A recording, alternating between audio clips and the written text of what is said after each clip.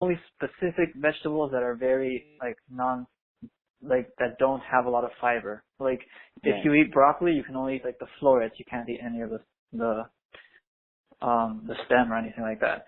And then it was like super.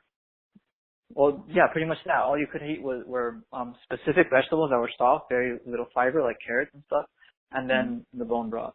And so were you even you were reducing even that? Like you were eating less selection of that? So what were you eating then?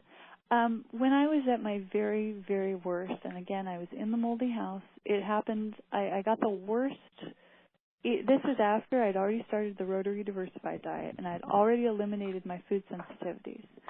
But a bad thing happened, which I'd been warned against, which was that even doing that, sometimes you can still gain more sensitivities just because your system is so sensitive. So my diet was already extremely restricted. I actually got to a point to where the only thing I could eat without reacting was beef bone broth and cooked cabbage. So I had a winter of that, and that was really isn't cabbage fibrous?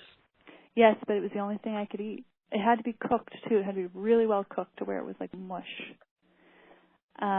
So it was just the only thing I could eat though.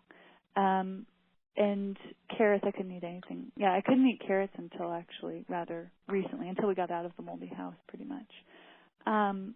So yes, it was highly restrictive. Lettuce, I mean, I couldn't have lettuce. I couldn't have a smidge of lettuce without reacting. So when I found the GAPS diet, I had already found I had gotten this sort of worse temporarily being on the SCD diet, which the GAPS diet is derived from.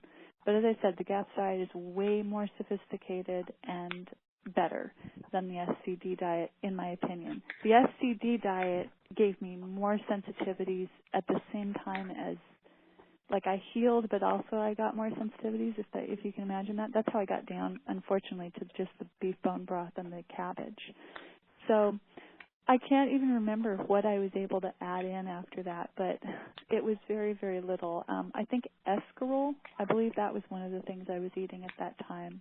But after I came out of the worst reactivity and got introduced to the GAPS diet, yeah, escarole was one. It was a bunch of really odd vegetables, too. I had to grow some of them because there was no place to get them from. I mean, I'm not joking. I had to find seeds from places and things that I had no familiarity with to see if I wouldn't react to them. And sometimes like I still eBay did.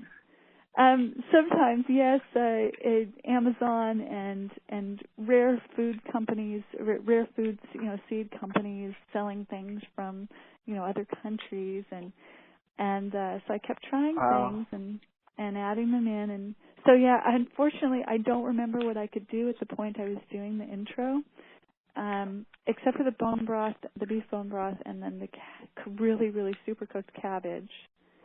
But darn, I think it's fine. It was just to get it was just to get a general idea, like the. It was pretty outrageous. Because I was wondering, I'll tell you that. I did something similar actually. Like it was because I wanted to get maximal healing, so I was just doing like bone broths at one point. Mm-hmm. And I don't know if I didn't really. I got some benefits, but it wasn't giving me what I was looking for, or at least at the speed that I wanted. So eventually I just switched to something else. Yeah. So then, in summary, well, what are the things then? Like, let's just summarize it that most helped you for the healing. The food sensitivities. Yeah. Yeah. Then the GAPS diet. Once I was able to do it, but for me it required still doing the 4-day food rotation once I was able to introduce enough foods. Then, let's see, right after that was, I really started healing with that. That really was it. That probably got me, those two things I think got me about 75% healed. That was when I was still in the moldy house and my nurse practitioner said, "Hey, this sounds a lot better. I don't hear as much anymore," when she was listening with her stethoscope.